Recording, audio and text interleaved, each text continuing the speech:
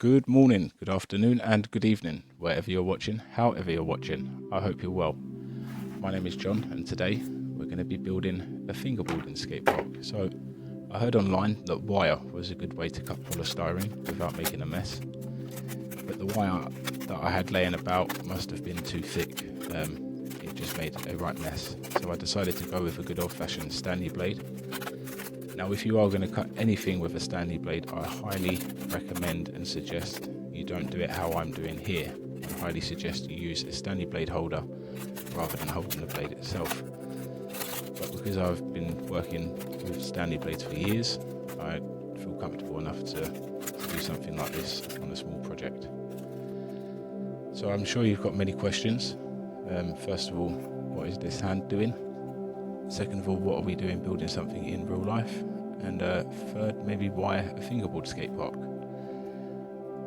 You've probably got completely other questions, but hey, they're the ones I'm going to pick for now. So the first one, the hands are just trying to demonstrate what I'm thinking, a couple of runs through the park just to give you an idea of what we're going to build.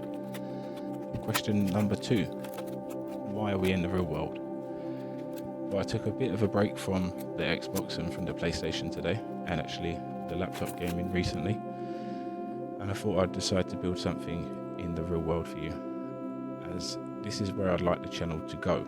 Not just building things in the real world, I'd like to build in the virtual world and in the real world. So if you've got any ideas of what you'd like to see me create, please drop a comment below, because I'll get to investigating how and what I can make it on best, or with best, should we say.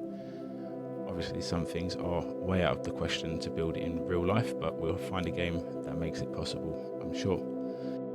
And last of all, why a skate park? Well, I just thought as I made some skate-free skate parks, this may keep you guys a bit more entertained than me making, I guess, a wind chime or something of that nature. So what I'm doing here, or what I just done there, should I say, was added scrim over all of the polystyrene board.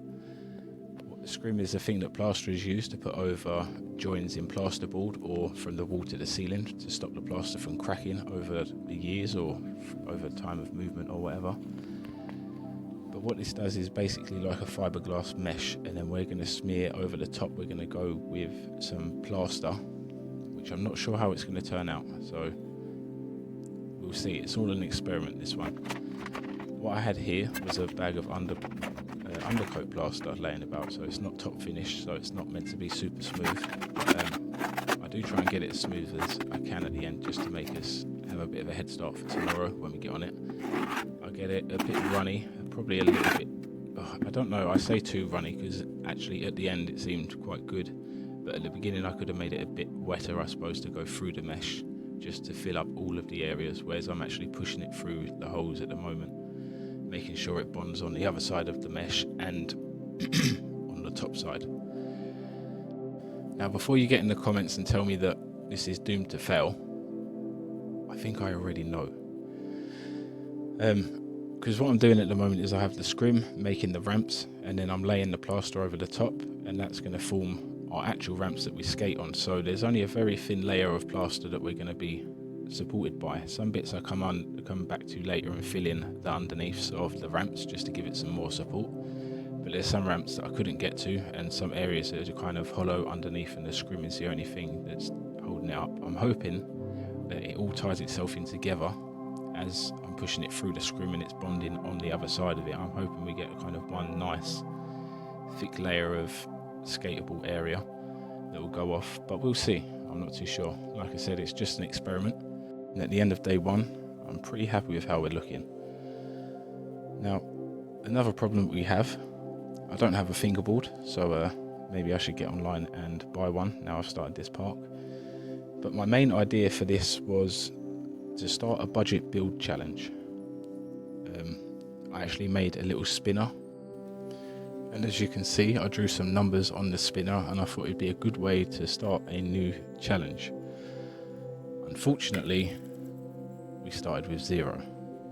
So I just thought, let me just get to building. I'm not going to do anything specific with the spinner now, but if you guys like that idea, I know if you're watching now, then you're interested and you're enjoying it. So please let me know, because your opinion is more valued than people that don't watch and that click off quickly, obviously. So if you have any opinions about our little spinner budget build challenge, please let me know. My idea was to buy a fingerboard out of the money that we got from the budget, but I think because of what's happened this time, I might just go and buy one. So if we make another fingerboard park next time, or if we make something completely different, it doesn't matter, we've still got a fingerboard that we can test this park out with, rather than waiting. So we're not getting far from the end now, guys. We're getting there. I'm pretty happy with how it's looking. I'm just trying to start to smooth things off now. So I've done the basic land of everything, and I'm just trying to get the wet bits of plaster that are sitting on top, just to smooth out the areas that I can. Because of it being undercoat plaster, it really isn't the best for smooth finish at all. It's got little bits of rock in it, or sand, or something's in there. I'm not sure what it is, but nevertheless, we're getting there. And so I spend the rest of the time in this video just smoothing it off, the areas that we have, just to see what kind of finish we can get, save ourselves some time for tomorrow. When we wake up, we can kind of either put a whole new layer over the top, we can give it a soft sand to lose everything, and then put a whole new layer over the top to double it down, or something else, I'm not sure, or we can just fill in the bits that need filling. So this is how it is looking at the end of day one. Pretty happy with what's going on. I'm not sure if the scale is going to be any good for fingerboarding. It's probably way too small, but even if it is, then it doesn't matter for say, like I said, and it's all an experiment. We're just having a bit of fun. So I hope you've had fun watching this video. I hope you've enjoyed. If you do, please remember to subscribe, come back for more, check out my other videos if you want to see more building. Peace, take care.